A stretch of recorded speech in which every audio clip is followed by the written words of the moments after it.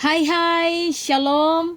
Saya percaya kita semua dalam sukacita surgawi, terlebih khusus menjelang perayaan Hari Ulang Tahun Kemerdekaan Republik Indonesia yang ke-76. Dan sebelum kita membaca dan merenungkan kebenaran firman Tuhan kali ini, mari kita berdoa. Puji dan syukur kami bawa, kami haturkan kepadamu, ya Tuhan Yesus Kristus, Juru Selamat kami dan pemilik kehidupan kami. Kami sadar benar bahwa anugerah Tuhan itu begitu ajaib dan terlebih khusus bagi kami sebagai bagian dari negara tercinta Indonesia ini. Kemerdekaan itu adalah berkat yang dari Tuhan bagi kami. Dan sebagai rasa syukur kami mau membaca dan merenungkan kebenaran firman-Mu. Tuhan bimbing pimpin kami oleh kuat kuasa-Mu ya Roh Kudus. Dalam nama-Mu Yesus Kristus, kami telah berdoa dan mengucap syukur. Amin. Bapak Ibu jemaat yang dikasihi dalam Yesus Kristus, berkaitan dengan perayaan Hari Ulang Tahun Kemerdekaan Republik Indonesia yang ke-76. Kita akan merenungkan satu kebenaran firman Tuhan berdasarkan perikopen kita dari Yohanes pasal 8 ayat 30 sampai 36. Yohanes pasal 8 ayat 30 sampai 36. Saya akan membaca, silakan Bapak Ibu mendengar dan menyimak masing-masing. Begini firman Tuhan. Kebenaran yang memerdekakan. Setelah Yesus mengatakan semuanya itu, banyak orang percaya kepadanya. Maka katanya kepada orang-orang Yahudi yang percaya kepadanya, "Jikalau kamu tetap dalam firman-Ku, kamu benar-benar adalah murid-Ku, dan kamu akan mengetahui kebenaran, dan kebenaran itu akan memerdekakan kamu." Jawab mereka, "Kami adalah keturunan Abraham dan tidak pernah menjadi hamba siapapun. Bagaimana engkau dapat berkata, kamu akan merdeka?" Kata Yesus kepada mereka, "Aku berkata kepadamu, sesungguhnya setiap orang yang berbuat dosa adalah hamba dosa, dan hamba tidak tetap tinggal di dalam rumah, tetapi anak tetap tinggal dalam rumah. Jadi apabila anak itu memerdekakan kamu, kamu pun benar-benar merdeka." Sedemikian jauh pembacaan firman Tuhan. Sekali lagi, saudaraku yang dikasihi dalam Kristus Yesus, saya mau menyapa kita. Shalom. Ada sukacita? Pasti ada sukacita. Karena tinggal beberapa hari lagi, kita, bangsa Indonesia merayakan Hari Ulang Tahun Kemerdekaan yang ke-76. Dan tentu dalam perayaan itu ada banyak cara di mana kita mengekspresikan di komunitas masing-masing merayakan, menerima kemerdekaan itu. Semakin banyak dana mungkin, maka semakin banyak pula caranya, atau semakin semarak dan menarik acara yang disuguhkan. Dan tentu juga semakin tinggi penghayatan para pemimpin di masyarakat ini, di negeri ini, akan makna kemerdekaan yang sesungguhnya. Tapi lebih dari sekedar kemeriahan dan lebih dari sekedar semarak perayaan kemerdekaan, tujuan utama dari para pahlawan kita, para pejuang kita terdahulu, berkorban baik jiwa maupun raga untuk kemerdekaan bangsa ini adalah mewujudkan masyarakat Indonesia yang adil, makmur, dan luhur. Makmur di sini adalah makmur dalam kondisi ekonomi. Pengertian adil pula adalah adil dalam penerapan hukum, dan luhur artinya luhur dalam tingkah laku dan perbuatan. Di minggu yang lalu kita merenungkan tentang lakukanlah keadilan dan kebenaran. Kita sudah paham arti dari keadilan dalam perjanjian lama dari bahasa Ibrani yang artinya memperlakukan diri sendiri dan memperlakukan orang lain dengan tepat dan benar di saat bersamaan. Kalau kita melihat lebih jauh di negeri ini, ada 3 pilar atau tiang penyokong negara Indonesia yang merdeka. Yaitu yang pertama, adanya Pancasila sebagai dasar negara. Lalu yang kedua adalah Undang-Undang Dasar tahun 1945 sebagai bidang hukum untuk mewujudkan yang namanya keadilan. Dan yang ketiga, yang terakhir adalah Bhinneka Tunggal Ika yang berbeda-beda tetapi satu sebagai dasar hubungan sosial atau kemasyarakatan. Maka ketiga tiang inilah yang menjadi penopang, yang menopang negara kesatuan Republik Indonesia yang merdeka. Sehingga jikalau satu pun dari antara ketiga ini terganggu atau ada yang mengganggu, maka sangat jelas bahwa keutuhan bangsa Indonesia yang merdeka juga akan terganggu. Jadi Bapak, Ibu, saudara-saudari yang dikasihi dalam Kristus Yesus, menurut sejarah kemerdekaan Republik Indonesia, ada 9 orang tokoh yang merumuskan ketiga pilar tersebut. Dan hanya 1 orang percaya di antaranya. Bangsa Indonesia ini sudah merdeka hampir 76 tahun. Tetapi kita juga harus mengakui bahwa masih ada begitu banyak jenis-jenis penjajahan yang terjadi di negeri ini hingga saat ini. Baik itu secara politik, ekonomi, sosial, hukum, spiritual, maupun yang lain sebagainya. Dan bangsa Indonesia perlu untuk memperoleh kemerdekaan yang sesungguhnya. Perlu untuk bebas menikmati buah atau kandungan dari ketiga pilar yang kita sudah sebutkan dari atas. Baik itu Pancasila, Undang-Undang Dasar, dan Bhinneka Tunggal Ika. Sehingga terciptalah yang namanya masyarakat adil, makmur, dan luhur yang menjadi tujuan dari kemerdekaan negeri ini. Nah, apa yang kita baru saja baca yang menjadi perenungan kita dari Yohanes pasal 8 ayat 30 sampai 36. Tuhan Yesus melalui khotbah hari ini menjanjikan dan menegaskan hal itu, bahwa hal itu akan dapat tercapai hanya dengan apabila firman kebenaran yang di bawahnya sudah mendiami hati setiap kita yang menjadi bagian dari Indonesia ini. Terlebih khusus kita sebagai orang percaya. Firman Tuhan hari ini mencoba membuka cakrawala berpikir kita untuk mengerti, untuk memahami kemerdekaan yang sebenarnya itu.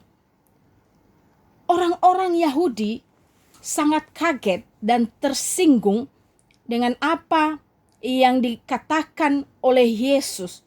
Coba kita lihat di ayat 31 sampai 32. Maka katanya kepada orang-orang Yahudi yang percaya kepadanya, "Jikalau kamu tetap dalam firman-Ku, kamu benar-benar adalah murid-Ku, dan kamu akan mengetahui kebenaran, dan kebenaran itu akan memerdekakan kamu." Mereka tidak bisa menerima perkataan Yesus ini. Yesus sebagai patokan dasar yang memimpin dan mengarahkan hidup manusia, sebagaimana yang dikatakan di Galatia pasal 2 ayat 20. Kita baca Bapak Ibu, Galatia pasal 2 ayat 20 demikian. "Namun aku hidup, tetapi bukan lagi aku sendiri yang hidup, melainkan Kristus yang hidup di dalam aku.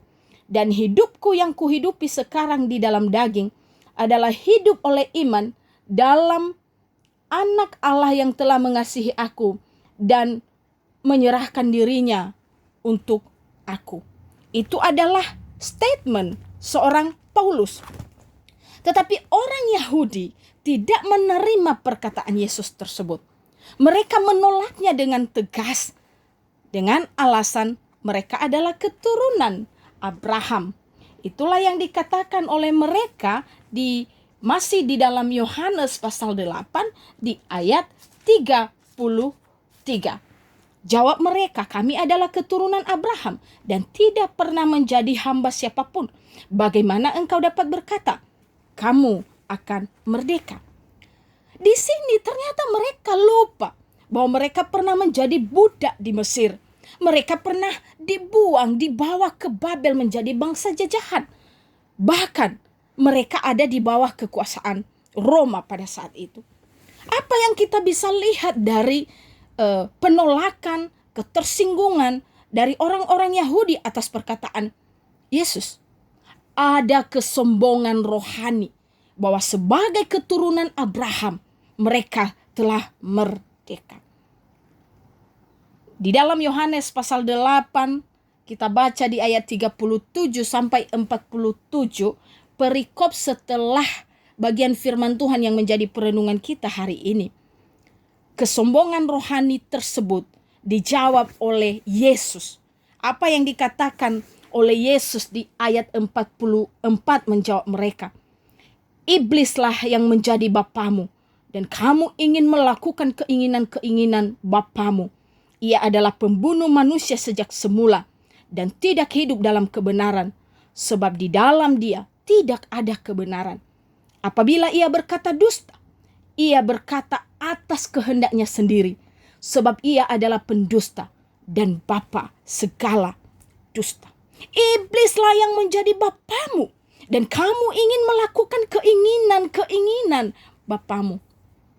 Yesus menjawab mereka itu dari ayat 34.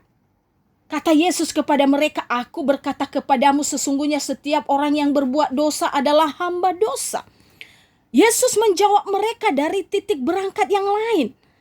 Lagi-lagi barang siapa berdosa adalah seorang hamba dosa. Seorang hamba yang menghambakan diri kepada dosa. Sehingga ia tidak dapat membanggakan kemerdekaannya. Kita bisa membandingkan itu Bapak Ibu dalam apa yang ditulis oleh Paulus di dalam Roma pasal 6 ayat 16 demikian. Apakah kamu tidak tahu bahwa apabila kamu menyerahkan dirimu kepada seseorang sebagai hamba untuk mentaatinya, kamu adalah hamba orang itu yang harus kamu taati, baik dalam dosa yang memimpin kamu kepada kematian, maupun dalam ketaatan yang memimpin kamu kepada kebenaran. Kemerdekaan itu yang Yesus katakan hanya ada di dalam dia, hanya di dalam anak, yaitu Yesus Kristus sendiri. Itulah yang dikatakannya di ayat 36. Jadi apabila anak itu memerdekakan kamu, kamu pun benar-benar merdeka. Tidak di dalam hamba. Hamba tidak tetap tinggal di dalam rumah. Itulah yang dikatakannya di ayat 35a. Dan hamba tidak tetap tinggal dalam rumah. Tetapi anak punya hak permanen yang tidak bisa diganggu gugat. Alkitab mencatat arti merdeka itu adalah bebas dan lepas. Istilah-istilah tersebut kalau kita melihat dicatat dalam Alkitab yang artinya bahwa orang Kristen yang telah percaya kepada Yesus Kristus tidak lagi berada di bawah pengaruh kuasa dosa, tidak lagi dikendalikan oleh pengaruh kuasa dosa dan dunia ini, dan tidak lagi dipengaruhi oleh berbagai-bagai bentuk kejahatan yang ada di tengah-tengah masyarakat. Arti selanjutnya dari bebas, lepas, dan merdeka itu adalah supaya dapat mengikuti satu pribadi yang menjadi teladan. Siapakah itu? Pribadi yang menjadi teladan itu adalah Yesus Kristus. Dialah satu-satunya dan tidak ada yang lain. Penjajahan terjadi baik itu secara teritorial maupun politik dan ekonomi, secara sosial, hukum, spiritual, dan lain sebagainya, karena manusia ingin menguasai yang lain. Dan ia tidak pernah puas dengan apa yang dimilikinya sendiri. Manusia itu berpikir dan mementingkan diri sendiri. Tidak ada pengakuan atas hak orang lain dan tidak menghargai yang lain. Maka pada akhirnya manusia jatuh kepada keinginan mengejar kuasa. Dan supaya atau sesudah ada, maka ia akan menimbun harta.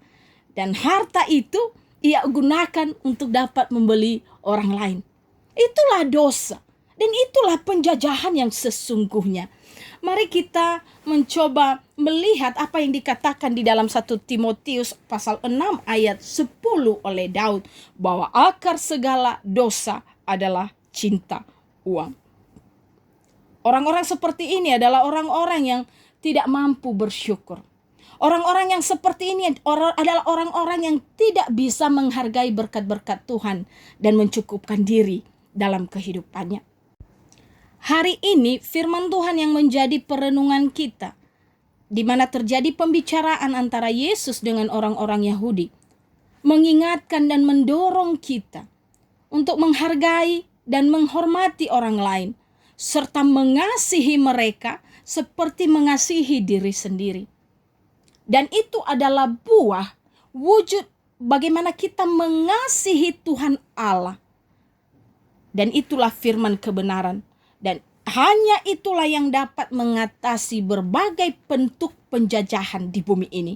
Dan hanya itulah yang bisa menegakkan kemerdekaan. Itulah firman yang memerdekakan Bapak Ibu. Tuhan Allah bertindak untukmu, untuk saya, untuk semua, menggenapi yang sudah difirmankan kepada kita, yaitu hidup menjadi berkat dan hidup sejahtera. Itulah kemerdekaan yang sejati. Kalau kita mengingat apa yang dikatakan oleh Martin Luther, seorang Kristen dalam iman adalah seorang tuan yang merdeka atau bebas atas segala hal dan bukan kaula siapapun. Seorang Kristen dalam cinta kasih adalah seorang hamba yang bersedia untuk melayani dalam segala hal dan bukan kaula setiap orang. Kemerdekaan, kebebasan itu dapat diperoleh bukan karena garis keturunan seperti yang dikatakan orang-orang Yahudi tadi, tetapi itu adalah anugerah Allah semata. Maka sebagai anak-anak Tuhan, sebagai keturunan Abraham, bapa orang percaya secara iman, tentunya iman dan kepercayaan seperti Abrahamlah yang kita punyai dalam hidup ini.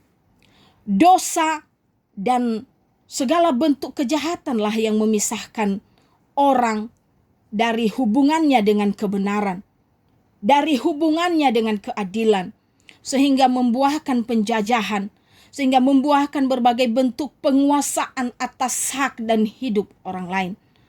Penjajahan itu Bapak Ibu berakar dari dosa, dan akibat dari penjajahan itu akan muncul beraneka ragam penjajahan dalam bentuk-bentuk yang lain.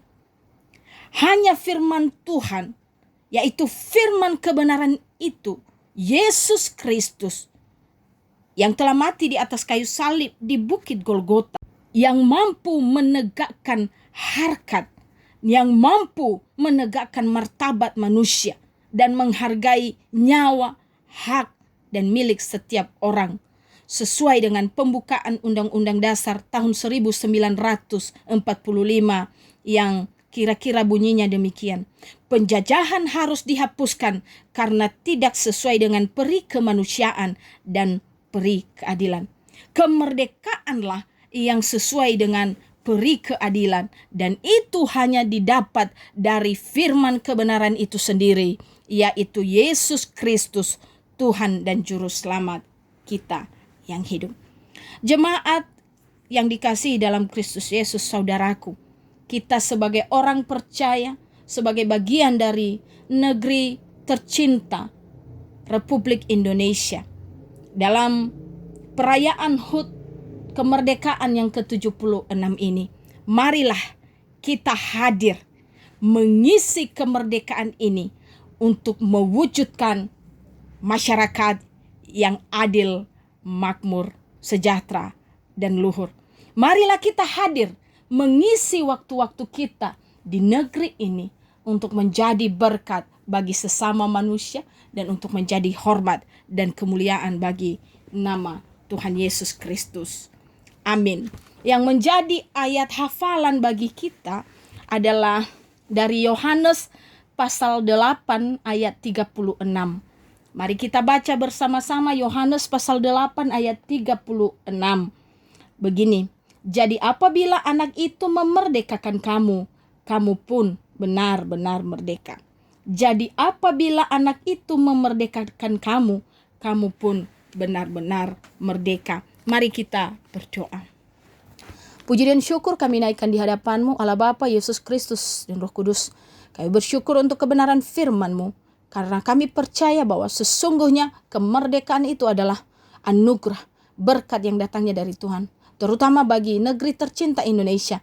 Dan juga bagi kami sebagai orang percaya, khususnya untuk kemerdekaan, kelepasan dari ikatan dosa, dari belenggu si iblis. Dan biarlah Roh Kudus yang terus memimpin kami untuk senantiasa mengisi kemerdekaan ini seturut dengan kehendak-Mu. Dalam nama Yesus kami berdoa.